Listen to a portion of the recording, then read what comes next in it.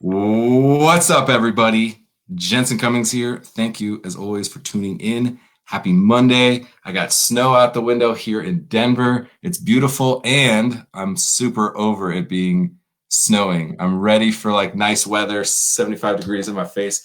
So I have Megan Knoles, who is health, life, and recovery coach based in Denver, Colorado. Here, Megan, thank you so much for talking to me this morning.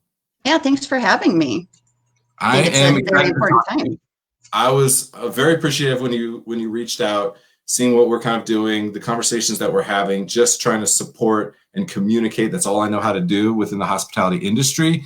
And I really liked talking with you and your personal experience within the industry, because our industry often will be very quick to be like, well, you just don't know because you're not in the trenches. And you have been in the trenches and then some for a long, long time. You found your own path to recovery and now are trying to support others and are so passionate about the humans in hospitality specifically. So it made complete sense for us to connect. And so thank you for that. And thank you for being willing to share your story and the work that you're doing, because it's really, really important, especially right now. Yeah, thank you so much. I reached out to you because, a couple weeks ago, or who knows now how long with this quarantine, but the mayor had announced that he was closing all of the marijuana and liquor stores. And I've been sober for 3 years, but the first thing that went through my head was fear. There's a lot of people out there that are struggling, and all I could think about was forced recovery. And especially in the hospitality industry, we don't really have the funds to stockpile our booze for the 2 weeks that there was going to be closed. And it just made me really have a lot of concern for the people out there that maybe aren't ready. Um, so that's why I reached out to you. Hopefully, I could be a resource to people that maybe are a little bit on the verge or in need of help. So I've been in the hospitality industry since the late 90s. I've worked every role from front of house to back of house, dishwasher to general manager. I had a hospitality position before the quarantine, and like many of you, I was told that I will have that position back when the restaurants open again. Um, and I learned through my years in the industry of how to work the system to make it through the night. You have those extra drinks that are left in the well. You pour yourself some wine tasting, pour the guests some wine tasting, and next thing you know, the night's going a little bit better. I've worked in restaurants before that you get the open bottles of wines by the glass at the end of the night, and we refer to it as our polishing juice. Yeah. And it's just in the industry, it just becomes a norm that you work hard, you play hard, and you need something to get through the night, whether it's at the end of the night or sometimes throughout the shift. So it took me a long time in the industry of working the system, still in the product, and before I decided that I wanted to get sober and figure out a healthier lifestyle. So I'm here to hopefully help some other people that want to stay in the industry, but maybe want to lead a healthier path. Yeah, you said lifestyle, and it is such a lifestyle within the industry. You mentioned that work hard, play hard. We have such a tough guy, tough gal mentality. Like we love the adversity, the grind of it all. And so it's really hard sometimes to separate the moments and memories that you have within that and the relationships that you have. So I think very fondly back to my earlier days in the industry and some of the debauchery that we got into, because also some of those people now are like such dear friends, and there was such fond memories, and it really shaped me as a chef. All those things are true. Those are true. And you don't have to like let go of those. Yet waking up in my car, in the parking garage behind multiple restaurants, Yep. not not good. There's nothing cool about that. No. Like I played it off and I was like, guess what happened last night? And we kind of tell those stories. I feel very lucky, knock on wood, that I just was able to kind of decide that this wasn't for me and like evolve. But a lot of people get stuck in that rut. And so I want to hear just like a little bit more from you of the lifestyle, like breaking through, telling people that the camaraderie that you have, those moments during work, after work, are still ones that you can have. You can still be a part of this community without it involving waking up in your car. Yeah, the hospitality industry is definitely changing. I think that there's definitely more of a focus on addiction and mental health in the industry, and it's not being as widely accepted as the norm anymore. It was the norm for bartenders to be drunk or to have those shift drinks, and you still see it on menus. It's like by the kitchen around. It's the norm to have to resort to an outside substance to make your work life be acceptable. Sorry, I lost my focus there for a second. But Okay. it's just trying to switch those norms. I see it a lot. I have a lot of people that come up to me. They know I'm sober. I don't hide the fact that I'm sober in the restaurant industry. I do have a lot of people that come up to me and admiration, questions, concerns about how to make it through and how to keep their positions. Bartenders worry that they can't still bartend or make drinks because they aren't tasting or drinking anymore. And there really is a lot of options out there for you. The industry is changing. There are a lot of people that are focusing on hospitality groups, focusing on sobriety. There's sober bartenders and there's sober restaurants. So there is still life for you in the hospitality world, sober. Yeah, some of that is kind of going with the group and being a part of, again, that community, which I think is really important. We very much are rebels, this island of misfit toys. We didn't quite fit into the cubicles and 9 to 5 and all of that. And we found this rowdy group, as Anthony Bourdain put it, the pirate ship. And it was cool, and it was like rough and tumble, all those things. And there was strength in that. Also, it was not a sustainable lifestyle. And so how then do you navigate being a part of that community? And, I don't want to be a killjoy. Like, I don't want to be the one person who's not having fun because they're over there fuddy-duddy, like not engaging and stuff like that. So what's the conversation around for you personally and or anybody else that you're talking to that you're coaching? Well, honestly, the thing is you do have to be strong enough to put yourself out there. I am open and honest with the fact that I am an alcoholic, a recovering alcoholic, and that I am sober. And it's just letting people know that it's okay. It is okay to not be okay. It is okay to suffer. It's okay to have an addiction problem, or maybe just overuse a substance every now and then. It's just being open to have those conversations with people. Being open to what people have a lot of questions. They feel uncomfortable a lot of times, either because they see a lot of themselves in you or they're just scared. So it's just being open and honest about the whys behind it and just being able to give resources and having those conversations. So I'm 100% open and honest about my struggles. I did a lot of shameful things. I lied a lot, stole a lot of product, and, it comes with addiction. And it's just being able to overcome, take accountability, take responsibility, and take ownership for those decisions and move past it and hopefully help others to see that it's okay. Like, it is okay to ask for help, and it is okay to have questions, and it is okay to be concerned about yourself. So for you, it took, hitting rock bottom, and you hear about that a lot for people. And so for anybody at that point, obviously they need a significant amount of support in that moment. I, again, am very interested in the mass majority that never do hit rock bottom or never will hit rock bottom, but they will slowly but surely kind of burn more and more bridges, deteriorate their body more and more, their mental health. It'll affect relationships, and it'll happen in this kind of slow burn. This almost, you throw the frog into boiling water type analogy, where all of a sudden they're just boiling themselves to death over a longer period of time. So that for somebody who doesn't hit rock bottom, recovery is not for me. It's just not. It's for you because you couldn't handle it and you hit rock bottom. It's not for me. I have my shit together. Talk about that a little bit, because I'm guessing that's the mass majority, and you run into that a lot. And I'm sure it makes you kind of laugh, be like, you are killing yourself. It's just going to take maybe a little bit longer. And that's what the role I would like to get into is I did hit rock bottom, which is the best thing that ever happened to me because I had nowhere to go but up. And I had to make the choice. And so I would like to offer a resource, a peer, a friend out there to somebody so that they don't have to hit rock bottom. Somebody that just has the questions, that would like somebody to talk to, or if they just want to have a conversation. So that is really what I would like to do. Is not everybody needs to hit rock bottom, but if you're even questioning or thinking or wanting to get help or see what's out there for you, I think that it's a great opportunity to go to a recovery coach to get that encouragement, guidance, and support. They can show you the other resources so that you don't have to lose everything. Yeah. And it's like you don't even have to hit rock bottom, and people don't even have to notice. It's those mornings you wake up and you have to call in sick for work, or that you go in and you're only running at 60% instead of your 100%. That's not fair to anybody. And it's trying to make those changes before you lose everything. So it's just knowing that there are resources out there. There's recovery coaches, health coaches, life coaches, peer coaches out there, people that you can talk to that can give you those resources, or just a shoulder. Yeah.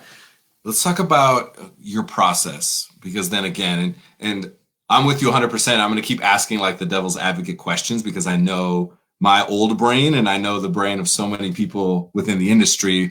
We're going to find every excuse and reason like, that's not me. I'm not that person. I got it together. I get paid really well. I get promotions. I work hard. I'm employee of the month. However, it deteriorates over time, and it's just not sustainable. You don't see a lot of 65-year-old line cooks getting ready to retire and get their pension in the hospitality industry. And there's a reason for that. It chums us up for sure. And so we also, as much as we are in this like brigade system, we don't like being told what to do. Yeah. We really, really don't like being told what to do. And so I'm very interested. If I'm thinking about this, I'm like, yeah, maybe I just need to have a conversation. Every once in a while, I need some perspective. And I don't exactly feel like I have that. But is this life and recovery coach just going to tell me what to do and make me feel like I'm a piece of shit and that I need recovery so badly because I'm ruining my life? So maybe give us kind of the internal perspective, sitting in a conversation with you a little bit of like, it doesn't need to be about you're a horrible person. You need to change everything about yourself. Yeah, definitely. The great thing about coaching is it's never about judgment. It's usually just about the tools and resources and giving somebody a little bit of accountability and support. So my job would be to sit there and listen to you, see what areas you think that you need to work on, what bad habits you feel that you formed, and where you would like to see yourself in the future. It could be as easy as 30 days, 60 days, or 90 days. Go a week without drinking, or even if you'd like to get back on a healthy exercise routine. Just having somebody that can hold you accountable for that, being like, what did you do this week? What goals did you make? What did you do for yourself? What's going well in your life? Just somebody that is there for you, that can show you a little bit and hold you accountable. A lot of times that is what we're missing, is we know that what we need to be doing, we just don't do it because if we don't tell anybody, then nobody knows when we're not doing it. So that accountability piece, I think, is a lot of what happens. I like you said, kind of healthy lifestyle stuff a little bit, because what maybe for me, and I'm not sober, I actually work a lot in craft beer, and I joke about that. I'll go to a beer festival and leave sober because I'm just there to catalog flavor. And I found a different way to think about consuming alcohol and it not being about the drunk. And I feel very lucky for that. One of the reasons is because I slowly but surely started taking supplements. My wife, Betsy, has been on Plexus and had us on Plexus with their probiotic, prebiotic, all that kind of stuff for about 5 years now. And what I didn't realize is I didn't realize the way that I felt, even when I was not hungover, was not good. Like, it just became very normal, and I acclimated to the fact that like this is just how my body felt. And so the degree of feeling less shitty than when I was hungover, yet all of a sudden started putting better things in my body and realized, oh, wait, this is what it feels like when you actually feel good. Your body feels good. And that was a big unlock. And then when I felt like that, and then I did get drunk, I was like, oh, I really don't like that now. And so I think that was part of it. And sometimes for me, that might be a little bit of an unlock, almost like a little side door to just talking about putting generally better things in your body and including alcohol as one of those things. Because again, sometimes when alcohol is the big elephant in the room, it's a struggle because it's so ingrained in our DNA in the industry. And so I'm interested a little bit of how you're balancing purely sobriety and alcohol, and also just healthy thinking, living, and your approach to that as a whole? Yeah, well, a few things that people don't understand is that depending on what your substance of choice is, it depletes different things in your body. You know, alcohol damages your pancreas and liver, whereas opioids would cause different malnutrition and affect you in different ways. So it's just getting on those diets that will help your body with whatever you're doing to it, basically. And it's changing those habits. So 45% of what we do on a daily basis is a habit that is already formed a neural pathway through your brain. So take, for example, brushing your teeth. You never have to think about brushing your teeth. It's already a habit that's informed, that's ingrained in your mind. So that's why you can think about your day while you brush your teeth. And that's the great thing about habits, is that it frees up your mind to do other activities. So with recovery coaching and life coaching and health coaching, it's just trying to change those pathways that have already been developed with those bad habits, and just trying to restructure them into healthier habits, healthier pathways, so that you don't have to think about it. You know, just making those habits just your daily norm, so that you don't have to struggle, you don't have to think about it, and, you know, you don't have to. You know, a lot of people struggle with sobriety, and it's just trying to make those habits your new norm, so that it doesn't have to be a constant process, and it just becomes who you are. Yeah, You know, I agree with that completely.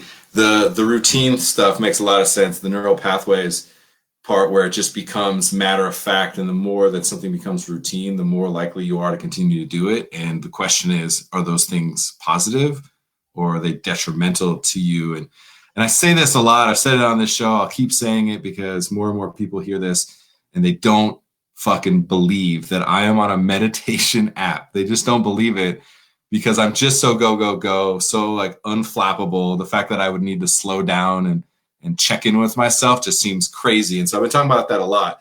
And it was really the name of the app that actually got me. It was just a stupid marketing thing, but I am as susceptible to marketing as any other human. The app is called Stop, Breathe, and Think. I was like, yes, that is so what I need to do, because so I just easy. go and go and go and run through walls.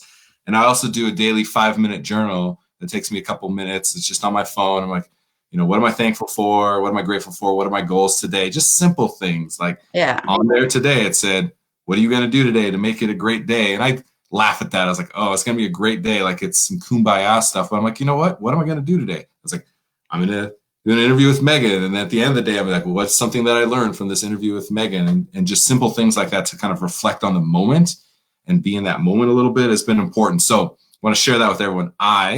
Jensen Cummings, everybody who knows, years and years, 20 years in the industry, has done everything to abuse himself, abuse line cooks in the minutia, yelling at people, all that kind of stuff. I am slowing down, breathing on a meditation app. I want you guys to know that. Like, it's serious. So that daily routine stuff, talk about that, because I was pretty good for about 9 months or so, doing 6 out of 7 days that I would like be really, really on it. And one day I just kind of would be lazy and want to sleep in. Right now, I'm maybe on 3 days. I mean, the first week and a half of this, I didn't do any of my stuff.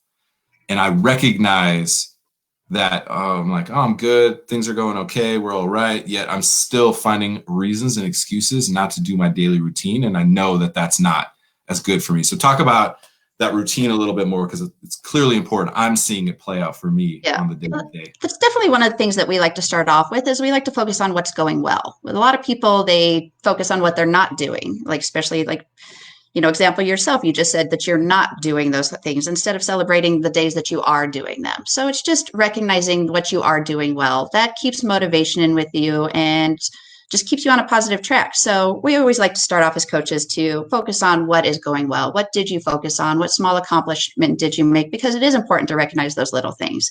You know, did you not pick up that drink today? Did you not go out? Did you go home early? You know, just celebrating those things instead of always beating ourselves up. It's important to celebrate the small accomplishments or the small goals that we met every single day. Recognizing those to keep us motivated throughout. So having somebody to hold you accountable and ask you, what are you doing well? And celebrating those small things with you, you know, just making sure that you're, you know, celebrating drinking enough water on it in the day, celebrating eating 3 meals, you know, it's just those little things. You need to stop beating yourself up all the time of things you're not doing.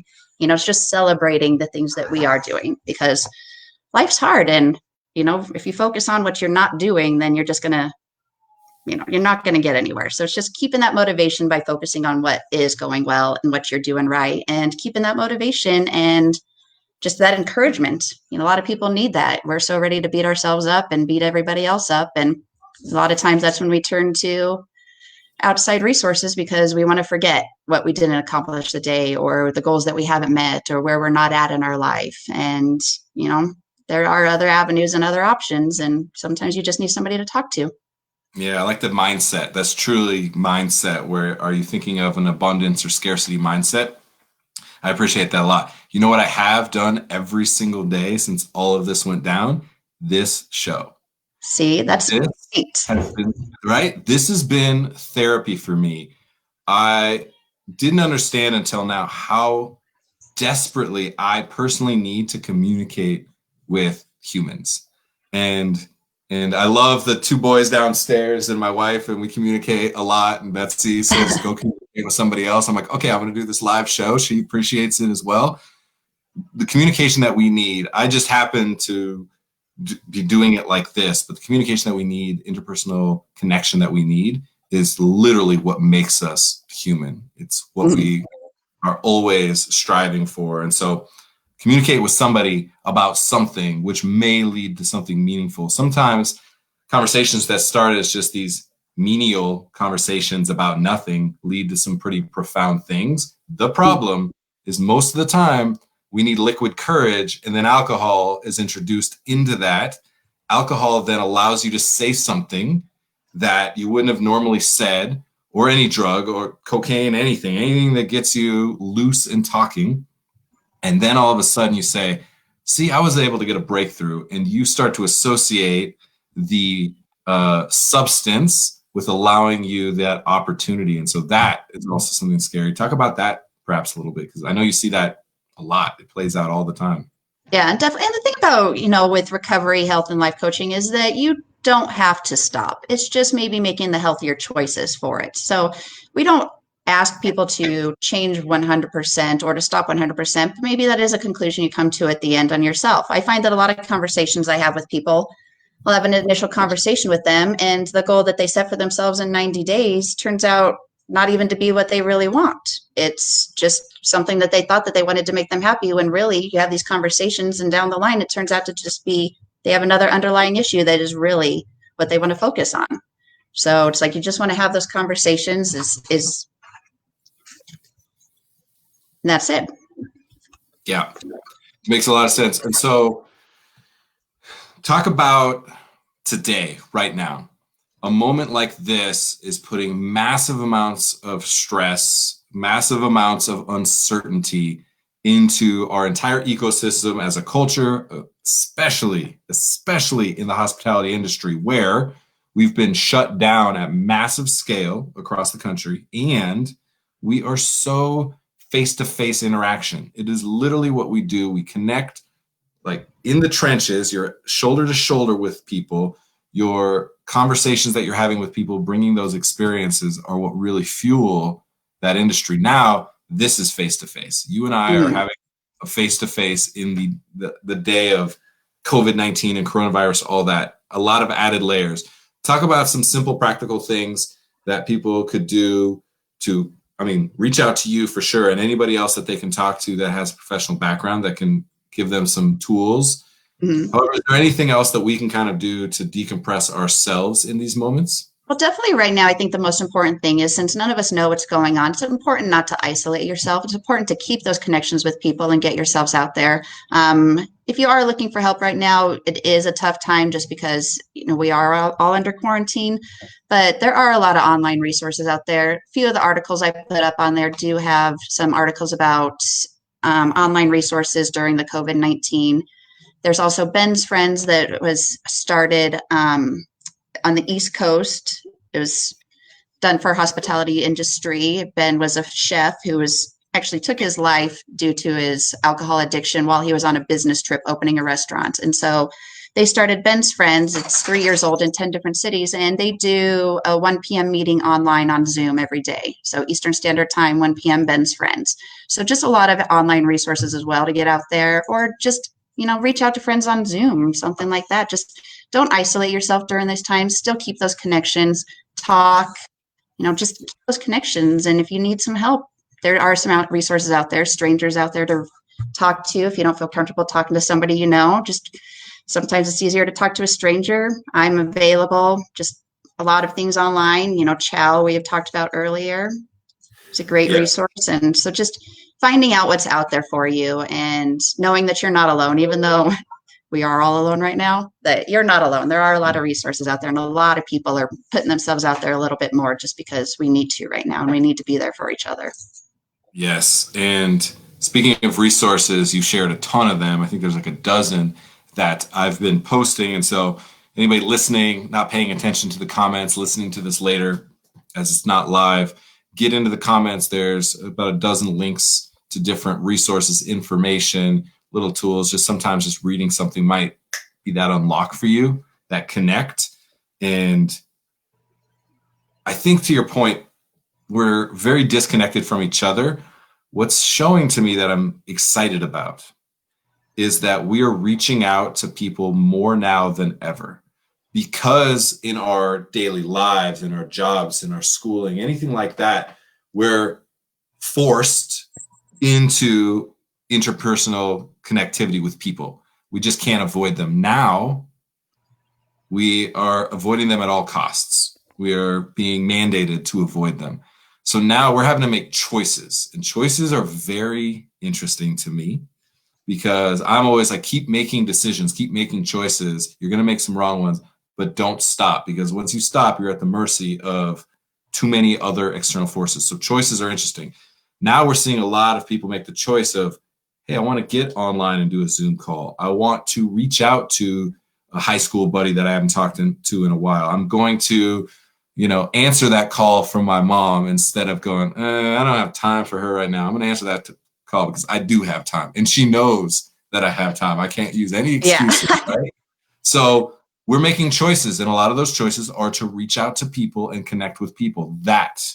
Understanding that is in our nature, and we often complain about it. God, there's too many people here. God, I hate small talk with X, Y, and Z when I got to drop off my kids at school. Man, are they annoying. Now you're like, I just wish I could hear Karen tell me the stupid story about her dog again, like whatever it is. So I'm excited about the fact that we're having to reflect on that. We really, really need that interpersonal communication. So I appreciate that. Appreciate this conversation. Give us some last thoughts. I got everything shared for us. You kept me busy over here, which I really appreciate. A lot of resources. I wanted to provide a lot of resources about addiction in the industry and recovery in the industry. There are a lot of people focusing on recovery, and I just want you to know that if you want to stay in the hospitality industry, sobriety can be an option for you. It doesn't make you an outsider. It doesn't make you a leper. It doesn't make you, you can't go hang out with anybody. You're still the same person. So you still have options out there. It's just changing the habits,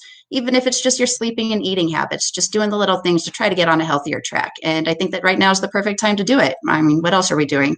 What better time to make positive changes for ourselves than when we're stuck with ourselves and have nothing else to do? That's it. I really appreciate it. I think this is a moment in our history as humans, and in our personal history and in our industry, to reflect on what's actually important to us. And it's the basis of this whole show. Best Served Podcast was about trying to focus on and value why and who before what and how, because we get so chummed up in the what and the how that we do within the restaurant and hospitality industry. But why we get out of bed in the morning to do what we do, and who it is we serve, who's in the trenches, all of those things are now showing as like, that's all we have. The only conversation I can have is like why hospitality is important to me and who the humans that I want to support, like yourself, like what you're doing, and just in the way that I can communicate. So I really, really appreciate the work that you're doing, the fact that you're willing to share your story, the fact that you're, one of us in the industry. You are a pirate, and I think that helps to just break through some of that ice, some of that stigma. So I'm grateful for that. Megan, keep doing your work. I saw that dog pop in, your dog pop in times, which is amazing. I love that. So that is a great companion to have Thank as you. well. And I appreciate having you on the show today. Thank you so much. Thank you for having me. My pleasure. Okay. Make it a great day. Positive neural pathways. That's my goal right now. I scribbled that note like 3 times. So thank you very much, Megan. All right. Good conversation. I've been really, really glad how many people have reached out to me to just say, hey, I appreciate what you're doing. And kind of here's what I'm working on, or here's a resource, or here's somebody to connect you with, because that's really what this is about, is connecting as many people to as many people as possible. And the fact that Megan reached out and wanted to discuss, her own story and sobriety, mental health, addiction, just it's okay to not be okay within our industry is playing out, because right now we all kind of feel like that. We all are just a little bit lost, a little bit not understanding exactly what we're supposed to be doing. But who in this moment, like, who is it that you want to be for yourself? Who is it that you want to be reaching out to and talking to? Who is it that is meaningful to you? We're going to have to slow down in this industry, which we do not do very well. We are about go, go, go, the next plate, the next table, turn, turn, turn. All of those things are a strength, yet sometimes they drain us. They grind us down in the day-to-day minutia of what we do and how we do it. And so I really appreciate being able to have a conversation. It's been important for me to be able to share and, talk about. I joke about it because I use comedy as a way to break ice, but I joke about, waking up in my car, because I've done that multiple times. And I feel very lucky that now we joke at my house that when I have a beer, it's actually a tangerine LaCroix. And I feel very lucky because I found my way there and I did not have to completely implode. But I definitely burned bridges along the way. We all have. And so I think being able to have these conversations now is much, much needed. And so have that conversation, whatever that conversation is for you, And I mentioned that for me, the conversation was never really about alcohol, because I was so embedded and ingrained in alcohol and doing so much work with craft beer. For me, it was Betsy, my wife, my savior over here, who's always been trying to put better things into my body, said, here's some different supplements and here's daily routine stuff that we can do. And we started meal planning, and some of those things were the unlock for me. It made me feel like, cool, that's a simple, low impact, routine way that we can do it. It's more about my nutrition and health than it was about addiction or substance abuse, sobriety, some of those things that are a little more challenging and heavy at times. That's what it was for me. And then I realized, again, I will reiterate this point. I did not know what feeling good, my body truly feeling good and feeling healthy was, because I was so saturated with shit from, we feed people amazing foods, yet we eat garbage food at 2 a.m. standing up cold, and that's an important thing to recognize. So you're going to hear me talking about this a lot more. I'm going to get way more active in thinking about my own health, the health of the industry, using supplements. I'm even thinking about crazy stuff like getting into MLM marketing. This is nuts. If you thought that me doing a meditation app was nuts, if you know me, I'm super interested in getting products into people's hands that actually do shit that we need, and not coming at it from this like sleazy, I don't know, frat boy. Now the frat boys are all sleazy, but in my mind, it always felt like you're trying to buy friends, things like that. I'm totally wrong. I'm sure that is a strong community. I'm just, again, a pirate, and we are so counterculture. But I'm talking about a lot of that because I also know that myself and people in the industry right now need sources of immediate income. So anyway, this is challenging me to think very differently, and I'm rambling and ranting, and thank you for allowing me to do that. As I see people keep dropping off, they're like, yeah, I've got it, Jensen. So thank you. Tomorrow's shows are going to be a lot of fun as well. So tune back in tomorrow. I am talking to Jen Kendrick, who is with The Giving Kitchen in Atlanta, Georgia. They have been and are and will continue to do amazing work. They basically get funds for anybody in the hospitality industry that is in need of support at any moment, and giving them those funds to be able to support a lot of, especially, falling ill, getting into accidents, things like that. And it's important work. I did not do a good job of articulating the amazing work that they're doing. I apologize. Jen will absolutely do that. 10 a.m. Mountain Time tomorrow, Tuesday. She'll be on. And then we have a second episode, 11 a.m. Mountain Time. Katie Laser from Eat Denver, who's their executive director. We'll talk just a little bit about the state of union of restaurants, as so much has been coming out about unemployment and the CARES Act and PPP and all these different things. Just checking in with her again to see kind of what's happening from the small businesses that she supports. And more importantly, all the unsung hospitality heroes right now. Are we getting them back to work? How are we going to continue to support them? What can we do to get them cooking, making drinks, and being of service? Thank you as always. I appreciate you. Have a great day. Positive neural pathways.